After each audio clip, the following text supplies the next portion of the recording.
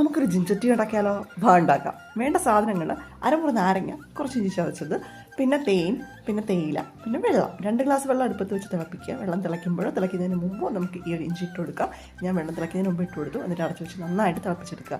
നല്ല തിള വരുമ്പോഴത്തേക്കും നമുക്ക് തേയില ഇട്ട് കൊടുക്കാം. തേയില ഇടാതിരുന്നാലും കുഴപ്പമില്ല. തേയില ഇടാതെ നിങ്ങൾക്ക് ഉണ്ടാക്കാം. ഞാൻ ഇവിടെ ഒരു 1/4 സ്പൂൺ തേയില പേരിന് വേണ്ടി ഇടുന്നുണ്ട്. കട്ടൻ ചായ പോലെ ആക്കി കുടിക്കാനാണ്. അപ്പോൾ വെട്ടി തിളച്ചപ്പോഴേക്കും തേയില ഇട്ടു.